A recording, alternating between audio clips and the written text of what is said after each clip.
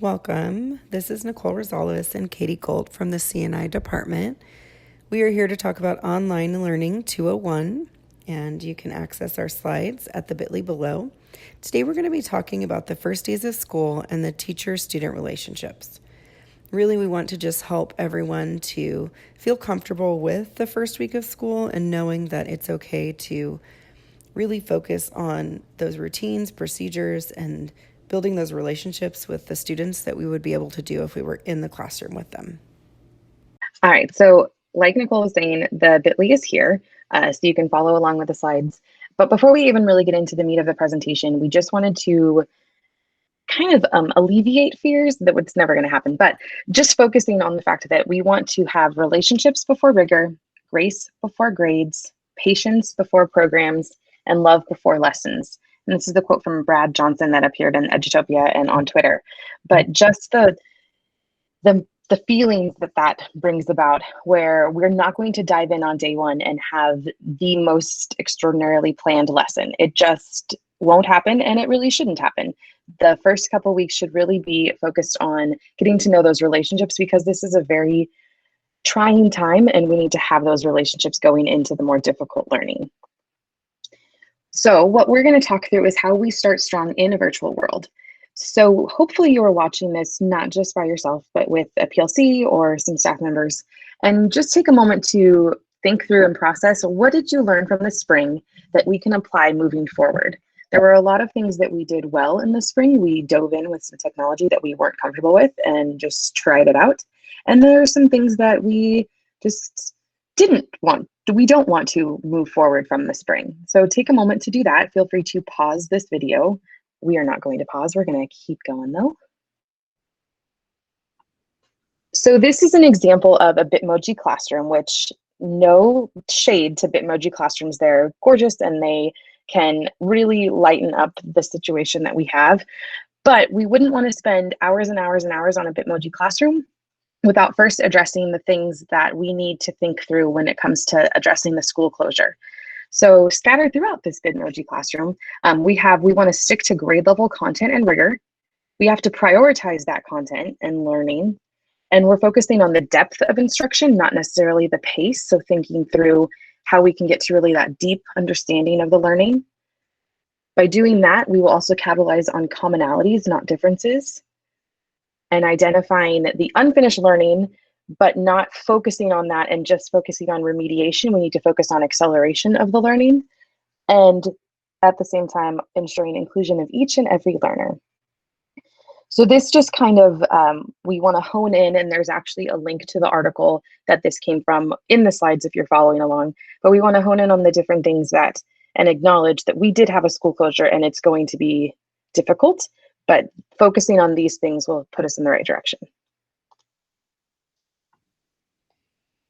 So we are going to talk about the first 3 weeks, and we got a lot of our information from this book, the Distance Learning Playbook, K-12, and we have purchased it for all certificated staff, and you'll be receiving it.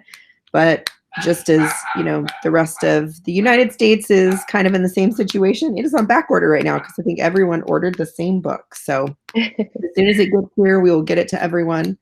But we wanted to just talk through what to focus on these first 3 weeks.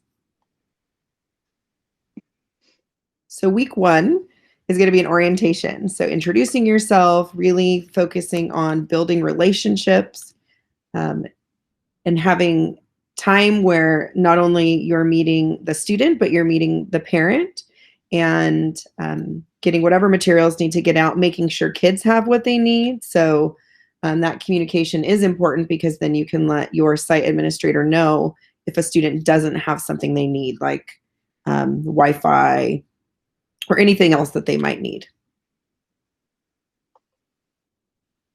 And so with introductions, there is a link here that you can click on that will just take you to some examples of ways that you might introduce yourself to your families, some fun little ideas. And one thing I didn't mention is that when we say the first week, we're not talking about just the first 2 days. We're talking about taking a week and really, setting a schedule to where you are meeting with with families one-on-one. And that's exactly what we're going to talk through here. So first, we have the option for Zoom or Google Meet. At this time, we are in the process of having the Zoom Premium for Education, but it is not, as of this recording, set to go. We would just suggest whatever you are more comfortable with. Right now, Zoom is not, the app is not in the app portal. So if that is a hangup, use Google Meet. And there's no harm in using Google Meet for a while, seeing how you and your students like it, and then deciding, actually, we're going to move to Zoom and seeing how your students like that, and then even giving them the option. What did you guys prefer? What are some different things? And then taking into account what you and your PLC want. So just because whatever you use on day one does not mean that you have to use that for the next 180 days. But regardless, I kind of went on a soapbox. With that one-on-one schedule, meet with each of the families to introduce yourself, get to know them. As much as you can, spend some time talking one-on-one with the students. How are they feeling about all of this? What are their stresses? What are they worried about? What do they like? What are their interests? We talk all the time about engaging our students. Well, in order to engage them, we have to know more about them.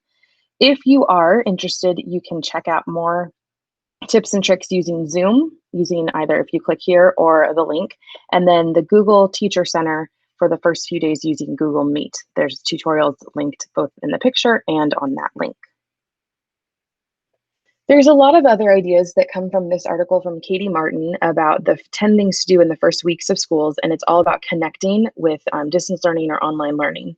And it's tough to think about because we're so disconnected in a way. We're not in front of them in person, but it requires then even more connection and relationships in order to make it successful. So you can click either on the picture or on the words, and it will take you to the article if you're interested in reading about that.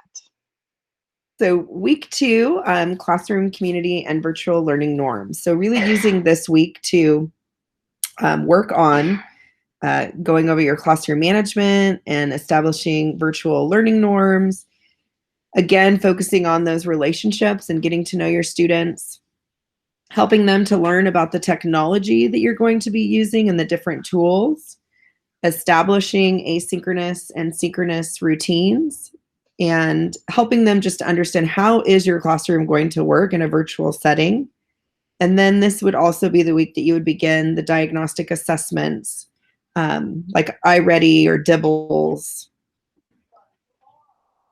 So this is just an example of a mood beater.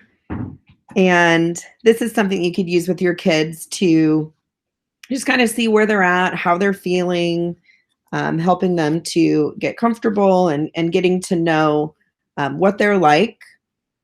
And the next slide is an example of just some different ways with different levels of our students' ideas that you could use. And then Katie, I'm gonna let you talk about the side. Yeah, our PPS department has come up with a couple of different resources and strategies that all center around these 3 R's. So relationships, routines, and resilience. And in the notes to this slide, as well as eventually on Sanger Learns in a PPS or social emotional learning section, we'll put the links to the slides that they have shared that have on them several links to different programs and strategies like the Mind Yeti, some of the things that we used in spring, but bringing them back and saying that it's really important then to have those relationships, the routines, and practice resilience, both for our students and ourselves. Thanks. This slide actually links a screencast that we used for New Staff Institute, but let's face it, at this point, we all are feeling like first-year teachers. So if you click on the link or on the video, it's Rhonda going through a wonderful presentation on what classroom management looks like in online learning and what it looks like in the digital age where we are not in front of them and we are instead on Zoom calls or Google Meets. So if you want to take a moment to, with your PLC, kind of look at that and go through it, there's some great strategies and some different resources that are linked on those slides. Just a caveat that it is tailored to the audience of New Staff Institute. So that is why we are saying like, welcome to Sanger and so on. But again, at this point, we're all first-year teachers. When it comes to Zoom, there are some features within Zoom that we do not have in Google Meet. So we wanted to take a moment just to go over some of those features. There will be a lot of trainings as we get further and further, But um, but as we go through, we want to establish the norms, have some sort of waiting room. When you are doing the waiting room, you can prevent them from joining early, and it will also allow them they can't talk to each other in the waiting room. So it's almost like a little virtual breakout room. And the breakout rooms, we will be able to use them, but it is only after students have shown that they can follow the norms. You as the host and the teacher can hop into the different breakout rooms, but you can only do it one at a time. So just keep that in mind and make sure that you don't have like a 20-minute breakout room for a task that only takes about 2 or 3 minutes.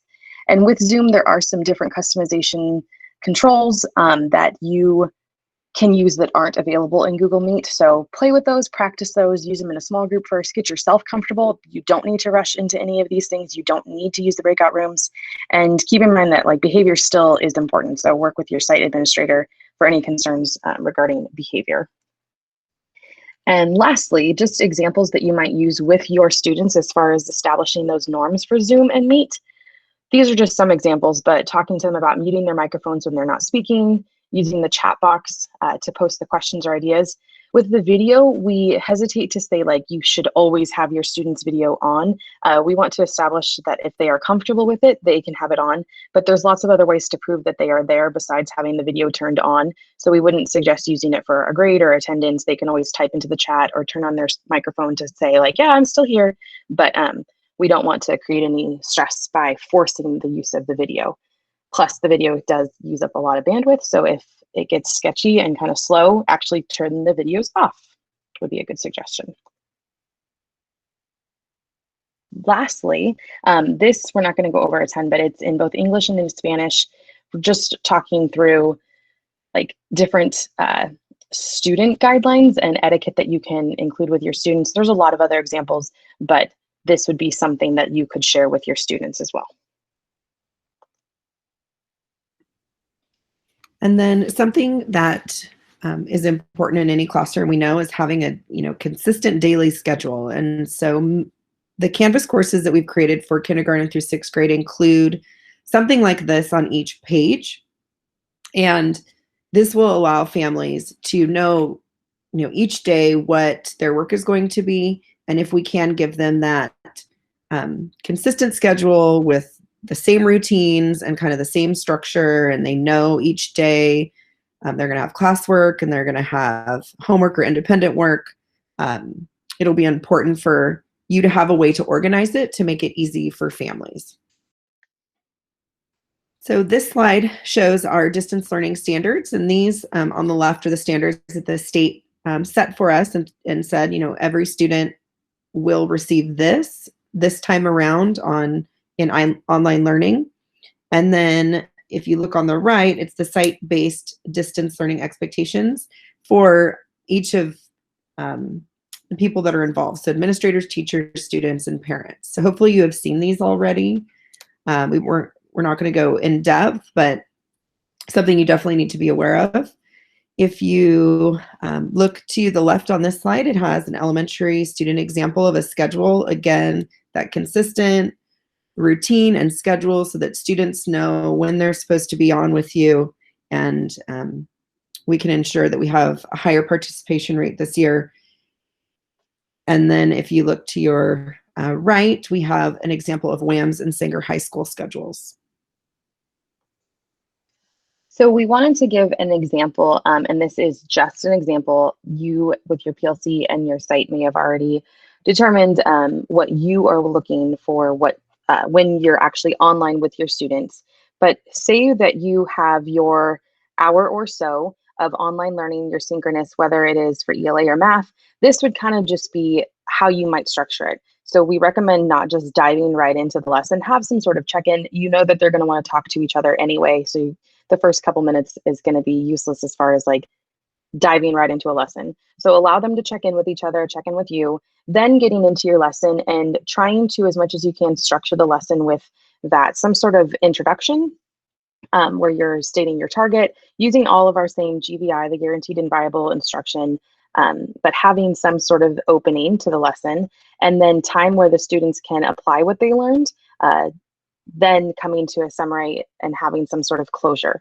You're still going to have your formative assessment checks. You're still going to be creating connections and talking through the concept, but you might want to do it in just more manageable chunks. So both for you and your learners, chunking up your lesson as much as possible, either between the content areas, or if your content is transitioning and you're breaking it up into two kind of mini lessons, definitely having some sort of brain break both for you and for your students, where they're able to get up, move around, go get some water, go to the restroom. Not a full-on break, but just even a fun little activity, and we have some examples on in a couple slides. For math, we encourage the use of the routines and the openers, the engaging openers that we've talked through for a while, then some sort of task or mini lesson, and then a closure, and making sure that that closure goes back to the target, and did we reach our target? What else do we need to do?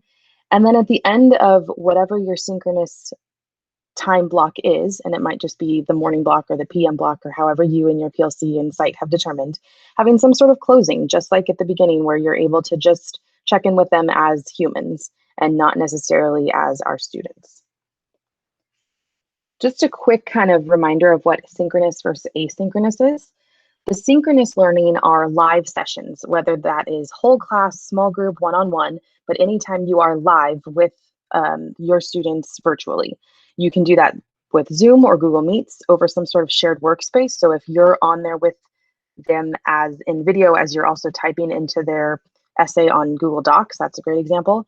Whether that's whiteboards, they might have their physical whiteboards and showing them to you on the screen, or a virtual whiteboard like ClassKick or Seesaw.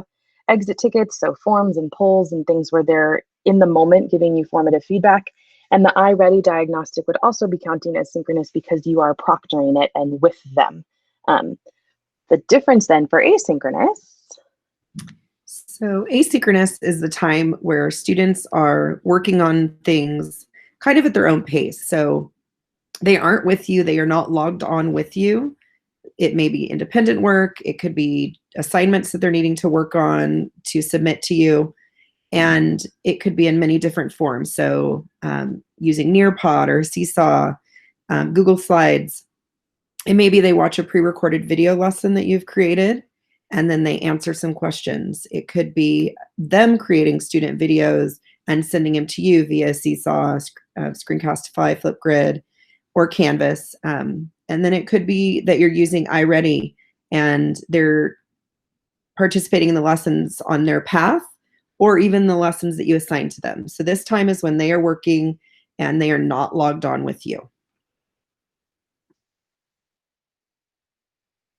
And then this just is time for you with your PLC to think about what are some brain breaks that you have used in the past that your students really liked that you might be able to adapt in this virtual setting.